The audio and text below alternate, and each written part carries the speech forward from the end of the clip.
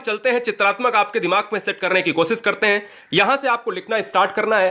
पहला क्वेश्चन यही बन जाता है कि पर्यावरण जो शब्द है वो कहां से बना है, किस भाषा का शब्द है। तो याद रखिए दोस्तों, हमेशा की तरह एनवायरमेंट जो है, एनवायरमेंट का अर्थ क्या होता है? परिधन आवरण। अगर एनवायरमेंट का अर्थ थोड़ी ना निकल आएगा सर।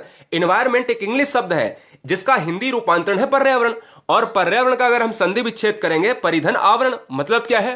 परिधन आवरण। परि माने चारों तरफ, आवरण मींस क्या होता है? ढका हुआ या घिरा हुआ। जो हमें चारों तरफ से घेरे हुए हैं वही पर्यावरण है। खैर, हम अभी परिभाषा आगे लिखाएंगे। तो कुल मिलाकर आपको केवल शॉर्ट में ये लिख लेना है, ठीक है ना? केवल शॉर्ट में ये लिख लेना है कि एनवायरमेंट शब्द का हिंदी रूपांतरण होता है पर्यावरण। अगर एनवायरमेंट जो बना है वो किस शब्द से बना है? वो बना है इन्वायरनर। इन्वायरनर या इनवायर्न शब्द से बना हुआ है, जिसका मतलब होता है कि हमें चारों तरफ से जो चीजें घेरे हुए हैं वही पर्यावरण है, वही एनवायरनमेंट है। अब बात यहीं पर नहीं खत्म हो जाती। बात सर ये खत्म हो जाती है कि ये बताओ कि इन्वायरनर जो शब्द है या इन्वायरन शब्द है वो किस भाषा का शब्द है? एक्चुअल में फ्रांसीसी भाषा का शब्द था, और यहां से निकला एक रूट वर्ड जिसको हमने कहा फ्रेंच भाषा का शब्द। तो क्वेश्चन में कई बार आता है कि पर्यावरण शब्द किस भाषा का शब्द है, एनवायरमेंट शब्द किस भाषा का शब्द है। तो आपको क्या मारना है? फ्रेंच भाषा मारना है। हमेशा की तरह ये गलती मत करना, ठीक है ना? याद रखेंगे। चलूं आगे? बिल्कुल चलूंगा। हम आपको यहां पर एक और अभी चीज दिखाएंगे जिसमें हम आपको पूरा डिस्कस कर देते हैं। लिखना नहीं है, लिखना तो केवल आपको वही वाला था ऊपर वाला। जो आपको नहीं लिखना है वो आपको समझना है। हिंदी भाषा में पर्यावरण शब्द दो शब्दों के संयोजन से मिलकर बना है, जिसका मतलब है यानी परिधन आवरण बराबर पर्यावरण।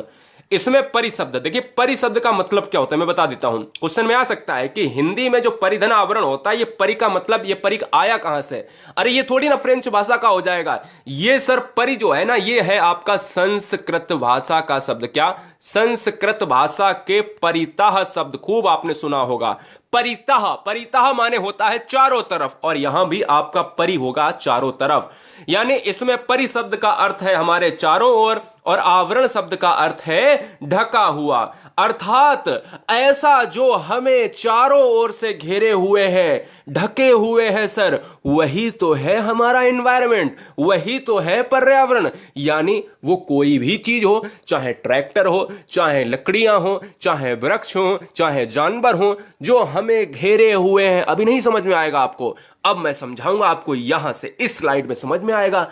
जैसे सर सजीव, सा माने सहित, जीव माने जीव, यानी जिसमें सर जीवन हो। निर्जीव, नि माने नहीं, जीव माने जीवन, जहां जीवन हो ही ना, ऐसी वस्तुएं जहां पर जीवन हो सजीव कहलाती हैं।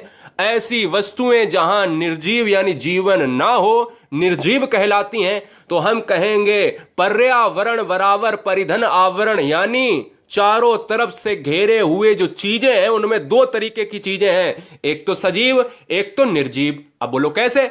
यानी अगर हम बात करें जिसमें हम कहते हैं श्वसन होता है, जैसे हम हैं, जानवर हैं, तितलियां हैं, है ना, जितने जीव जंतु हैं, जितने पेड़ पौधे हैं सर सजीव में आते हैं। ये सब सजीव होते हैं, निर्जीव होते हैं जिनमें जान नहीं होती लेकिन हमारे लिए जरूरी होते हैं, ठीक है ना?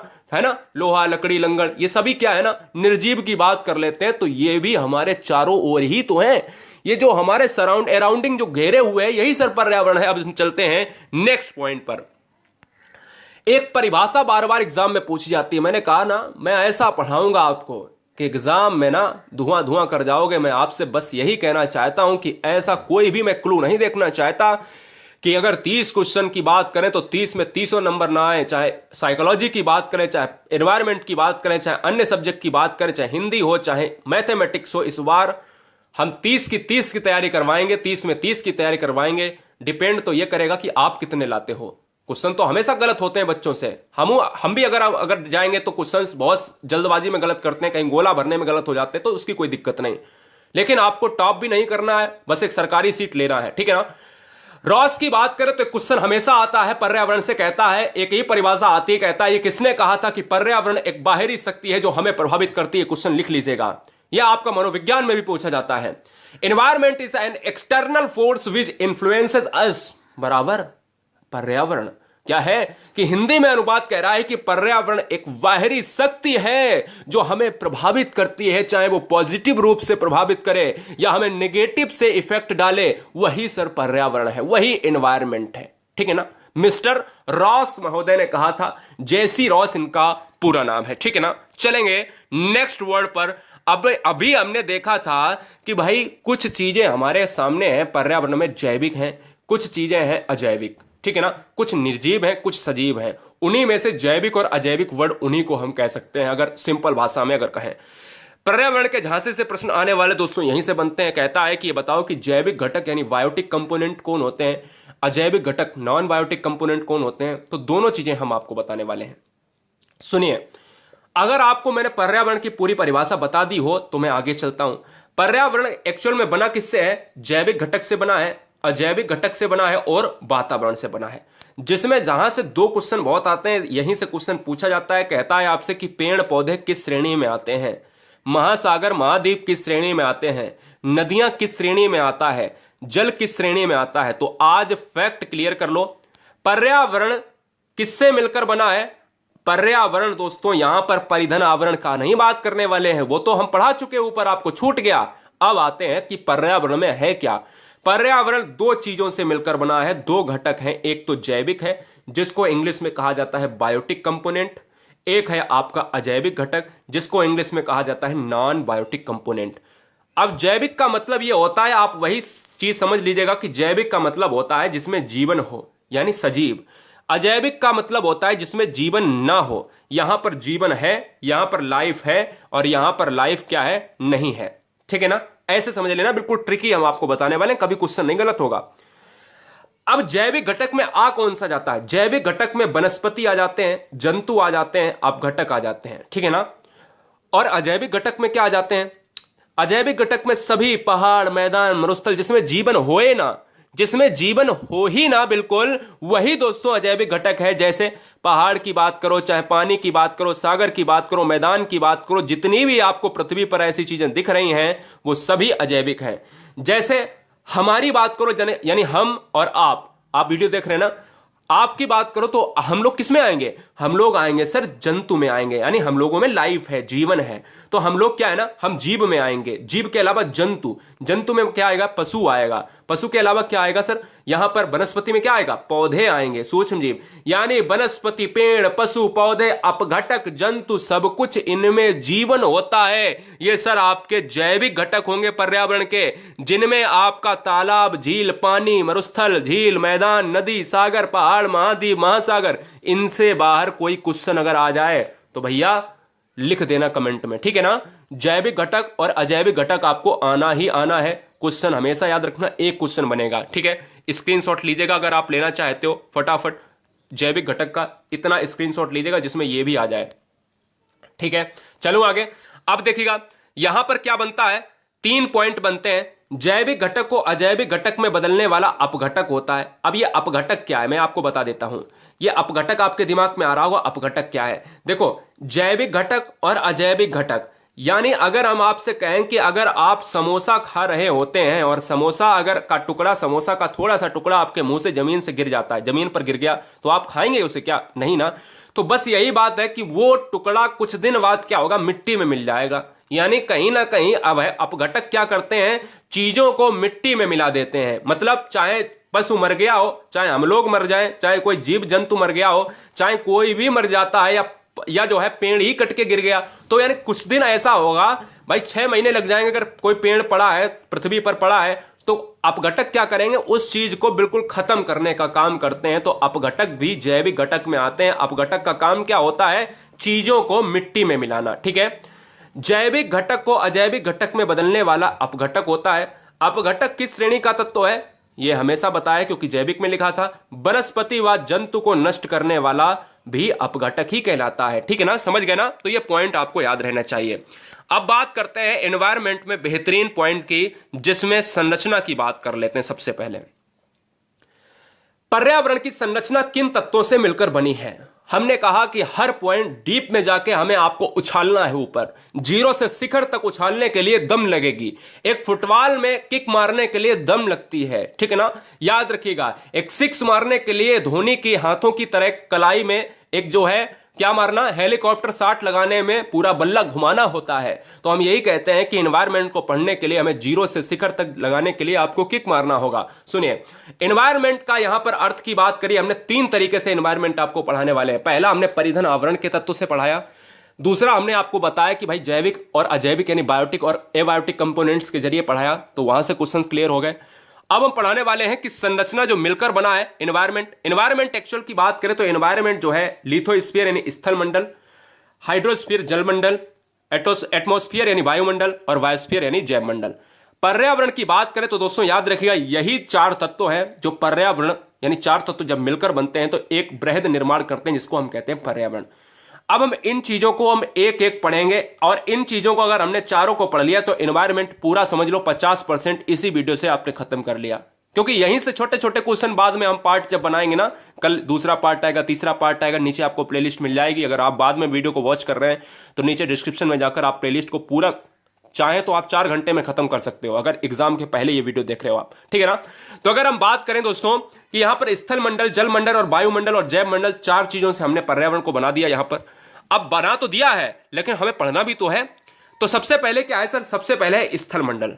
तो 2 लाइनों में हम देखते हैं स्थल मंडल को। स्थल मंडल में एक चीज में एक्चुअल में है क्या, आपसे क्वेश्चन ये पूछा जाता है कि पृथ्वी पर स्थल मंडल कितना है। तो पृथ्वी की बात करें तो माना कि ये पृथ्वी है गोल गोल, ये पृथ्वी को मान लेते हैं थोड़ी देर के लिए। इस पृथ्वी में कितना सर जल है, इस पृथ्वी में 71% जल है और बचा कितना 29% बना है ये स्थल। तो क्वेश्चन में यही आता है कि स्थल मंडल जो भाग है पर्यावरण का उसमें लिथोस्फीयर को हम कितना मानते हैं। तो क्वेश्चन में यही बन गया यहीं से कि 29% भाग पृथ्वी पर स्थल मंडल है। क्वेश्चन हो गया। आगे पढ़ते हैं भैया। आगे यह है कि स्थल मंडल जो अधिकांश जीव जंतुओं तथा पेड़ पौधों का आसार है, मतलब स्थल होगा तभी तो हम अपना जीवन यापन कर पाएंगे, हम लोग पानी में तो रह नहीं सकते। सिंपल सी बात है कि स्थल होगा तभी अपने जीवन का यापन कर पाएंगे। इसमें पठार आता है, इसमें मृदा आती है, खनिज आता है, चट्टाने पहाड़ आदि शामिल हैं। तो क्वेश्चन में यह बन सकता है कि पठार किसका भाग है, जल मंडल का भाग है, जैव मंडल का भाग है, स्थल मंडल का भाग है। तो हमेशा याद रखिएगा पठार जो है आपका लिथोस्फीयर यानी स्थल मंडल का भाग है। जीवों को स्थल मंडल 2 प्रकार की सहायता करता है। एक तरफ तो वे जीव जिनको आवास उपलब्ध कराते हैं, यहां पर वो रहते हैं, और दूसरी तरफ चाहे स्थलीय हो या जलीय हो उनके लिए खनिज का स्रोत स्थल मंडल होता है। मतलब क्या है कि हम लोग जो चीजें खनिज निकालते हैं वो स्थल से ही निकालते हैं। अगर मनुष्य की बात करें तो वो अयस्क भी नीचे से निकालता है, जमीन से सोने चांदी जवाहरात भी निकालता है, कोयला भी निकालता है, हर चीज यानी स्थल मंडल में एक पृथ्वी के गर्भ में छुपी हुई है। तो यार याद रखिएगा ये स्थल मंडल आपने पढ़ लिया। अब बात आती है जलीय मंडल की। जल मंडल क्या है, जल मंडल छोटा सा है। सुनिए, पृथ्वी की बात करें तो पृथ्वी में 71% होता है। तो यहां पर आपको लिख लेना है कि जल मंडल पृथ्वी पर कितना है, 71% है। ऊपर हमने आपको बताया स्थल मंडल कितना है सर, 29%। 2 क्वेश्चन यहां पर तैयार हुए। हाइड्रोस्फीयर की बात करें, हाइड्रोस्फीयर में आता क्या क्या है। हाइड्रोस्फीयर पहले जान लेते हैं क्या। पर्यावरण का महत्वपूर्ण घटक है क्योंकि यह पृथ्वी का स्थलीय व जलीय जीवन को संभव बनाने वाला प्रमुख कारण है। अगर आपको केवल पृथ्वी दे दी जाए तो क्या आप जीवन यापन कर सकते हो, नहीं कर सकते हो, क्योंकि अगर जब तक आपके पास जल नहीं है पीने के लिए तो आप कैसे जीवित रह सकते हो। तो इसलिए जल का होना बहुत जरूरी है। केवल जल से भी नहीं जीवित रह सकते और केवल स्थल से भी जीवित नहीं रह सकते। यानी रहने के लिए आपको जमीन चाहिए और पीने के लिए आपको पानी चाहिए। कुल मिलाकर पानी भी इंपॉर्टेंट है। तो जल मंडल के अंतर्गत धरातलीय व भूमिगत जल को सम्मिलित किया गया है। अब इनमें आता क्या क्या है सुनिए। अब इनमें जो है आता क्या क्या है, पृथ्वी पर स्थित जल अनेक रूपों में पाया जाता है, जैसे महासागर, झीलें यानी ओशियन, लैक्स, बांध बोले तो डैम, नदियां बोले तो रिवर्स, हिमनद बोले तो ग्लेशियर। स्थल के नीचे स्थित भूगर्भिक जल को भी यानी जिसको हम कहते हैं सरफेस वाटर ही हम लोग यूज करते हैं, जहां पर हम पृथ्वी के नीचे खुदाई करके हम अपने समरसेबिल या कुओं का इस्तेमाल करते हैं। तो हम कह सकते हैं कि पृथ्वी पर 29% जो है स्थल होता है, पृथ्वी पर 71% आपका जल होता है। जल के स्रोत बहुत सारे हैं जो आपको यहां पर दिख रहे हैं। दूसरी चीज याद रखो कि क्वेश्चन बनता है कि ये बताओ कि पृथ्वी पर 71% जल है और फिर भी लोग कहते हैं त्राही त्राही मची हुई है जल की। तो याद रखिएगा 71% में मात्र 1% ही जल आपके मानव के उपयोग करने के लिए है। बाद बाकी 70% जल आपका लवणीय जल है, बेकार जल है, जो महासागरों में पाया जाता है। वो बेकार जल है, मनुष्य के ना तो कपड़े धोने के काम आ सकता है, ना उसको पिया जा सकता है। याद रखिएगा, 70% जल बेकार जल है, लवणीय जल है। लवणीय जल में अगर आप कपड़े भी धोगे तो उसमें साबुन झाग नहीं निकालेगा। अगर जब तक साबुन झाग नहीं निकालेगा तब तक भाई कपड़े धुल जाएंगे क्या? नहीं, पीने के लिए वो हानिकारक है, आप याद रखिएगा। तो याद, सिंपल सी बात है, अगर क्वेश्चन में आए कि मनुष्य के लिए पृथ्वी पर पानी कितना % पीने योग्य है, तो केवल 1% योग्य है। समझ सकते हैं कितनी दिक्कत वाली बात है। इसीलिए कहा जाता है कि भाई जल जो है बहुत कम है पृथ्वी पर, इसको बचाया जाए, जल बचाओ, जल ही जीवन है कहा जाता है। लेकिन हम आपके दिमाग में यह भी आया होगा पहले कि अगर 71% जल है साला, तो फिर जो है दिक्कत काहे की बात की है? 71% जल तो है, लेकिन 70% सर क्या है ना, 70% जल जो है आपका लवणीय है, साल्ट बात करता है, ठीक है ना। अब बात आती है वायुमंडल को हमने बेहतरीन तरीके से आपको समझाया है। सुनिए, वायुमंडल क्या होता है? एटमॉस्फेयर जीवन के लिए एक महत्वपूर्ण घटक है। इसके बिना जीवन की कल्पना भी नहीं की जा सकती। हमने क्या कहा, अगर स्थल मंडल दे दिया जाए तो क्या जीवित रह सकते हो? केवल नहीं, पानी चाहिए। चलो ठीक है, स्थल मंडल और जल मंडल तुमको दोनों चीजें मैंने दे दी कि भाई रहने के लिए आपको हमने जमीन भी दे दी और पीने के लिए पानी भी दे दिया, तो क्या जीवित रह सकते हो? नहीं रह सकते हो। फिर भी नहीं रह सकते हो, क्यों? क्योंकि भाई सांस लेने के लिए मर जाओगे यार घुट के। नाक तुम्हारी बंद कर दी जाए और मुंह तुम्हारा बंद कर दिया जाए और कहा कि भाई खाना भी है तुम्हारे पास और तुम्हारे पास जमीन भी है, कपड़े भी है, जहाज भी है, हेलीकॉप्टर भी है, तुमको हवा नहीं देंगे। अरे भाई पॉसिबल है? नहीं हो सकता भाई। कि वायुमंडल यानी वायु बहुत इंपॉर्टेंट है आपके लिए, पानी इंपॉर्टेंट है, वायु इंपॉर्टेंट है, रहने के लिए जमीन इंपॉर्टेंट है। तो क्या करोगे भाई? जमीन इंपॉर्टेंट अगर नहीं होगी तो क्या पेड़ के बैठ के ऊपर करोगे क्या? नहीं ना। समझ रहे हो ना क्या करने की बात कर रहे हैं? तो आप समझदार हो। सिंपल सी बात है कि आप एक लिमिट समय तक कर सकते हो, लिमिट समय तक आप बिना पानी के रह सकते हो, लिमिट समय तक आप बिना जो है किसके, स्थल के रह सकते हो। लेकिन वायु तो आपको चाहिए ना, स्थल आपको चाहिए ना, जल आपको चाहिए ना। तो जीवन के लिए महत्वपूर्ण घटक है, इसके बिना जीवन की कल्पना भी नहीं की जा सकती। वायुमंडल के विभिन्न प्रकार की गैसें पाई जाती हैं। तो क्वेश्चन क्या बनता है कि ये बताओ कि वायुमंडल में नाइट्रोजन कितनी पाई जाती है? वायुमंडल में सबसे ज्यादा कौन सी गैस पाई जाती है? वायुमंडल में कार्बन डाइऑक्साइड का परसेंटेज क्या होता है? वायुमंडल में एकमात्र अक्रिय गैस कौन सी पाई जाती है? वायुमंडल में ऑक्सीजन का मात्रा कितना होता है? तो सुनिएगा, तो दोस्तों अगर बात करें नाइट्रोजन की बात करें तो वायुमंडल में नाइट्रोजन पाई जाती है 78%। हमेशा याद रखना है 78%, एग्जैक्ट वैल्यू है 78.8%।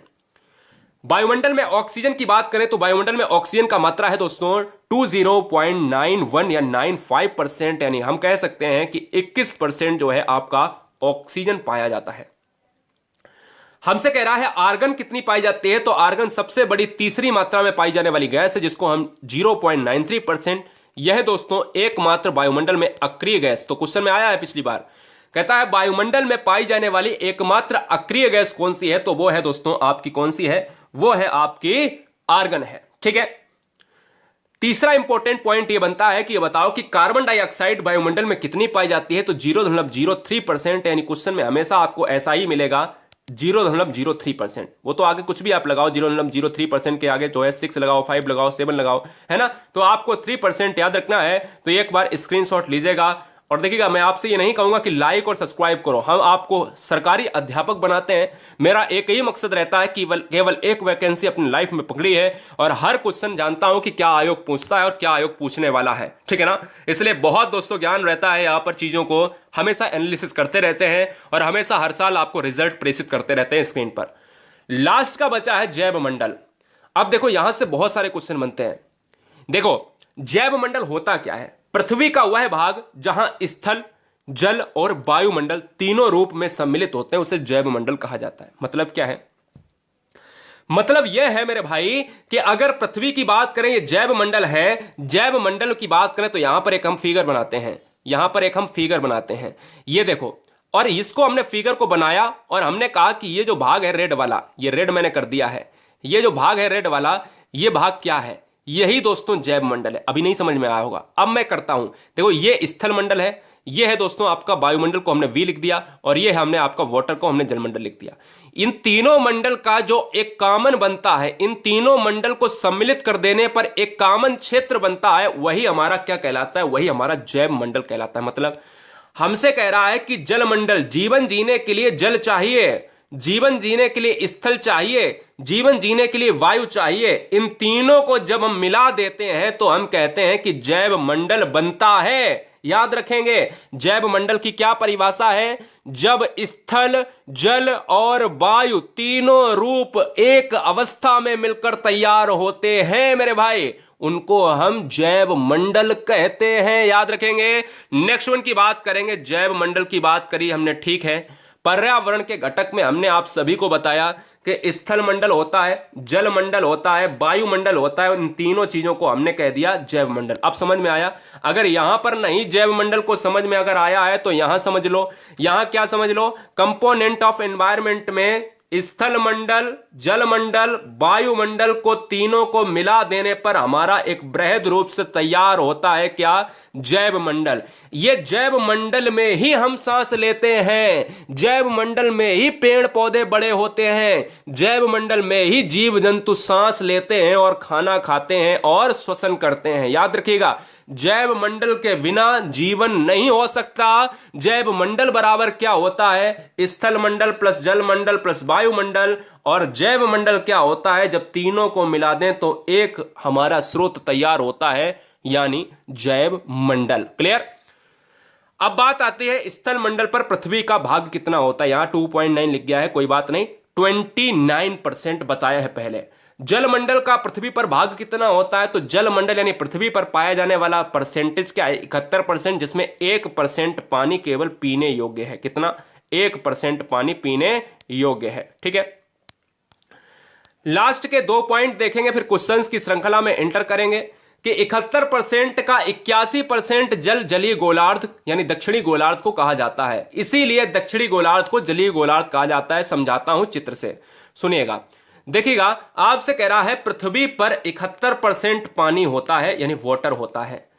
अब 71 में कह रहा है 81% जो है जल जो है दक्षिणी गोलार्ध में पाया जाता है। बचा हुआ 10% आपका क्या है? बचा हुआ क्या मतलब जो है 10 ही आप मान लो, बचा हुआ 21% की बात करें। अगर इसमें भी अगर 71 में 100% की बात करें तो इसमें भी दोस्तों अगर हम बात करें तो 81% जल हो जो है दक्षिणी गोलार्ध में। समझिएगा फिगर से। हमसे कह रहा था कि 71% जल जो है पूरी पृथ्वी पर है। यही तो आपने पढ़ा अभी तक, पूरी पृथ्वी पर है। अब हमसे ये कह रहा है कि ये बताओ कि पृथ्वी को अगर 2 भागों में बांट दिया जाए तो ये उत्तरी गोलार्ध हो गया और ये दक्षिणी गोलार्ध यानी साउथ गोलार्ध। हमसे ये उत्तरी गोलार्ध है, ये दक्षिणी गोलार्ध है। अब हमसे ये कह दिया कि अगर पृथ्वी पर पूरे में, सुनिए फिर से, पृथ्वी पर अगर हम कह दें कितना जल है? 71% है। अगर हम पृथ्वी को 2 भागों में बांट दें तो ये बताओ कि पृथ्वी के आधे भाग यानी ये उत्तरी गोलार्ध, ये दक्षिणी गोलार्ध, इसमें पानी ज्यादा होगा या इसमें पानी ज्यादा होगा? तो यही तो कह रहा है कि दक्षिणी गोलार्ध में यानी नीचे वाले भाग में पानी कितना है? 81% पानी हो जाता है। यानी इसी के कारण इस गोलार्ध को क्या कहा जाता है? जलीय गोलार्ध कहा जाता है, वाटर गोलार्ध कहा जाता है। ठीक है ना? तो याद रखेंगे। अब हम बात करते हैं क्वेश्चंस की श्रृंखला में, कुछ छोटे छोटे प्रश्न लेते हैं, जवाब दीजिएगा। पर्यावरण किस भाषा का शब्द है? हम सभी जानते हैं कि पर्यावरण एनवायरनर शब्द से बना है। संस्कृत के परि शब्द से परितः आया है, परितः से परि आया है, जिसका मतलब होता है चारों ओर। जो एक आपका फ्रेंच भाषा के शब्द की बात करता है, क्या फ्रेंच भाषा हो जाएगा। ठीक है ना? नीला ग्रह किसे कहा जाता है? छोटे छोटे क्वेश्चंस लेंगे। हर 4 वीडियो के बाद, हर 2 वीडियो के बाद आपका टेस्ट होगा जो बहुविकल्पी प्रश्न होंगे। आज हमने बिना बहुविकल्प के लिए है। नीला ग्रह किसे कहा जाता है? तो नीला ग्रह की कहा जाता है, ब्लू प्लेनेट की बात करें तो कहा जाता है पृथ्वी को। क्यों? क्योंकि पृथ्वी के अंदर जल है, 71% जल है, इसीलिए उसको ब्लू प्लेनेट कहते हैं। नेक्स्ट वन की बात करेंगे। पेड़ पौधे जैविक घटक है, अजैविक घटक है? कौन से घटक हैं? बायोटिक हैं या नॉन बायोटिक कंपोनेंट है? तो पेड़ पौधे की बात करें तो दोस्तों याद रखिएगा, पेड़ पौधे हमारे कैसे हैं? पेड़ पौधे आ जाते हैं, पेड़ पौधे जीव जंतु ये आते हैं बायोटिक कंपोनेंट में। क्या आते हैं? बायोटिक में आते हैं, यानी जैविक घटक हो जाएंगे इस क्वेश्चन का राइट आंसर। जिनमें जान होती है, जिनमें लिविंग थिंग्स की बात होती है, जिनमें आप जान की बात करते हो, जो जीवित होते हैं, जीवित कोशिकाएं हैं, उनको हम कहते हैं जैविक।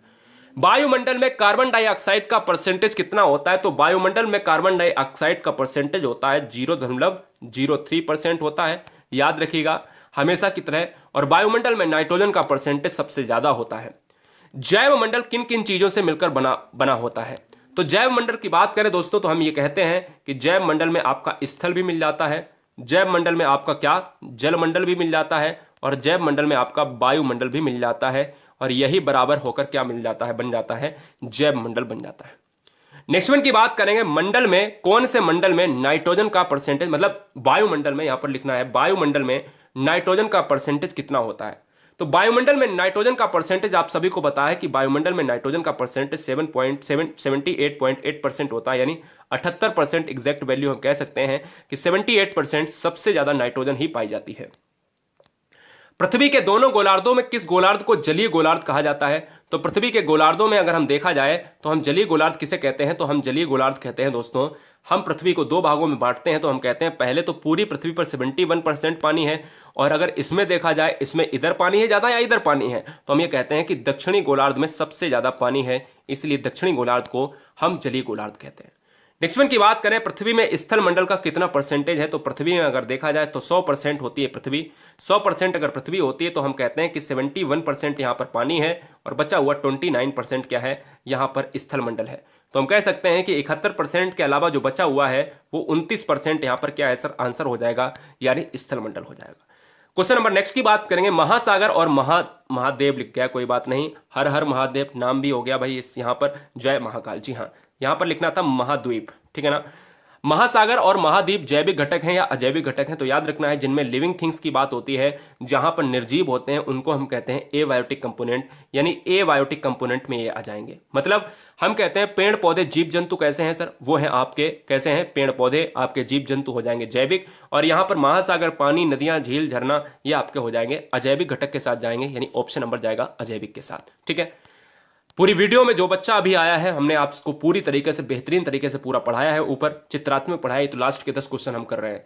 वायुमंडल में एकमात्र अधिकतम अक्रिय गैस कौन सी, तो वायुमंडल में 78% आपका नाइट्रोजन है, वायुमंडल में आपका 21% आपका क्या है, ऑक्सीजन है, वायुमंडल में आपका जो है 0.03% आपका क्या है, CO2 है, और अक्रिय गैस दोस्तों आर्गन पाई जाती है, जिसका आपको 0.93% जो है यहाँ पर परसेंटेज होता है। तो हम क्या कहेंगे आंसर में, आर्गन गैस हो जाएगी।